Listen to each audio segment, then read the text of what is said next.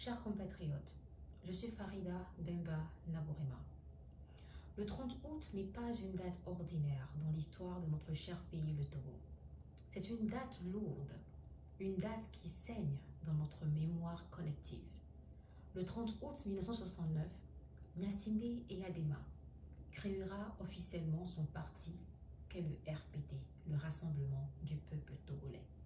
Un parti qui a été imposé à l'ensemble du peuple comme un parti unique, un parti pour lequel tous les citoyens avaient le devoir de contribuer, de cotiser pour sa survie. Le 30 août 1969, Eyadema a imposé au peuple togolais un parti de terreur qui a réduit notre pays au silence et étouffé la liberté dans les larmes et le sang. Pendant près de 40 ans, ce parti et son chef ont gouverné le Togo par la peur et dans la terreur totale.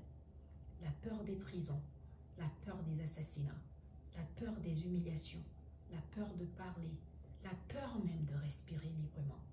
C'était le règne d'un seul homme, d'une seule famille, d'un seul clan, contre plusieurs millions de citoyens. Mais lorsque le règne d'Eyadema s'est achevé, ce n'est pas la liberté qui est venue. C'est son fils Faure Gnassingbé qui nous a été imposé par l'armée le 5 février 2005. Le peuple togolais s'est bien entendu soulevé et a demandé qu'on lui restaure sa liberté et sa dignité. Mais Faure Gnassingbé, avec ses sbires, a décidé de commettre le plus grand massacre de l'histoire de notre nation. Près d'1 millier de nos compatriotes ont été tués purement et simplement. Et depuis sa prise de pouvoir, Faure Gnassingbé nous a montré qu'il n'est pas que capable de diriger comme son père, mais il est capable de faire pire. En 20 ans de règne, qu'a-t-il donné au peuple togolais? Eh bien rien. En 20 ans, pas une seule université n'a été construite, pas un seul centre hospitalier régional, pas un seul centre hospitalier universitaire, pas un seul centre commercial, pas un seul centre communautaire, pas un seul musée, pas un seul parc, pas un seul réaménagement d'une plage publique, pas un seul centre de rééducation des personnes atteintes de maladies mentales, pas d'un seul centre de réhabilitation des personnes qui souffrent de toxicomanie, pas une seule route nationale, car les deux que nous avons, la nationale numéro 1 et la nationale numéro 2, ont été construites avant qu'ils ne viennent au pouvoir en 2005. Pas un seul stade.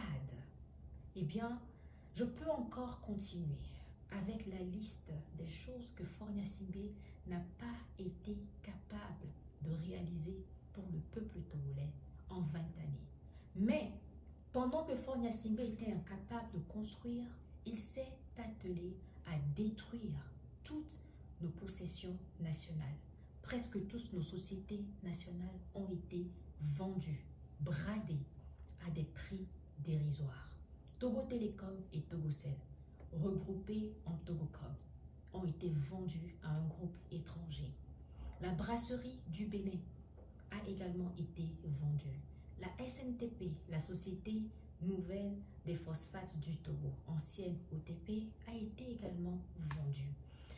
La CET, la Compagnie Énergie Électrique du Togo, a été également vendue. Les banques togolaises, à savoir la BTCI, la BIA et l'UTB, ont également été vendues par Faure Gnassingbé. Même la loterie nationale togolaise a été vidée dans sa grande majorité des parts de l'État togolais. Le port autonome de Lomé s'est vu octroyé au groupe Bolloré pour une 30aine d'années. Je peux encore continuer à parler des différentes sociétés que Faure Gnassingbé a tout simplement bradées. Notre patrimoine national, notre héritage. Alors regardez la combinaison. Un régime qui ne construit rien, mais qui détruit tout. Et demain, si nous continuons à rester passifs, il n'y aura plus une seule chose qui appartiendra au peuple togolais. Pas une seule société, pas de richesse, pas de ressources qui restera encore entre les mains de notre peuple. Nous n'avons plus besoin qu'on nous explique que ce régime nous a fait reculer à plusieurs décennies. Nous n'avons pas besoin qu'on nous prévienne que notre souffrance s'aggravera dans les années à venir si Faure Gnassingbé reste au pouvoir. Nous le voyons déjà, notre condition s'empirer du jour le jour. Alors le 30 août est cette date qu'a choisi le mouvement N66 pour relancer la résistance contre ce régime qui nous suce et qui nous empêche de prospérer et de vivre dans la dignité. Alors le 30 août, nous dirons non. Non à 58 années de dictature. Non à 58 années d'abus. Non à 58 années de gabegie. Non à 58 années de malgouvernance. Non à 58 années de terreur. Non à 58 années d'impunité. Non à 58 années d'un pouvoir confisqué par un individu, une famille et un clan.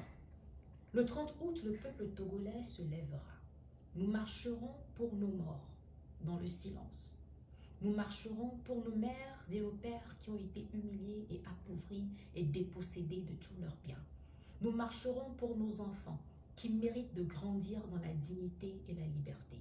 Nous marcherons pour notre avenir. Le 30 août sera un jour de mémoire, mais aussi un jour de rupture. Un jour, l'histoire s'arrêtera pour écouter la voix du peuple qui crie « Assez ».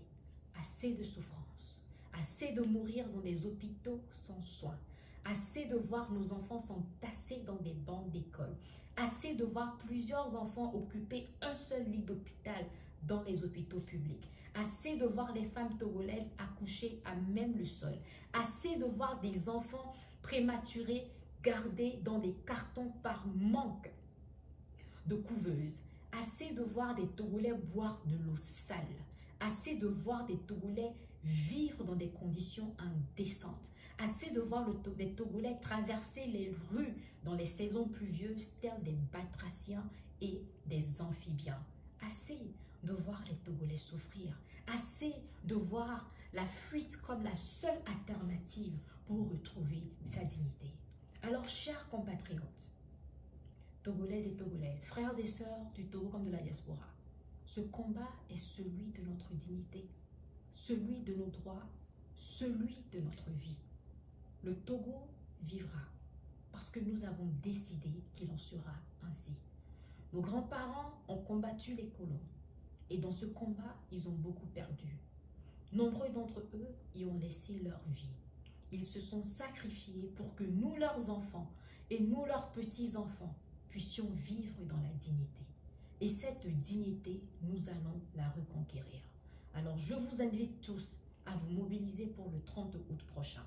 Ce sera la continuité d'un combat que nous menons depuis des décennies. Et je sais et reste convaincu que très bientôt, nous viendrons à bout du régime Gnassingbé et que le Togo pourra à nouveau retrouver sa liberté et sa dignité. Togolais, viens, bâtissons la cité.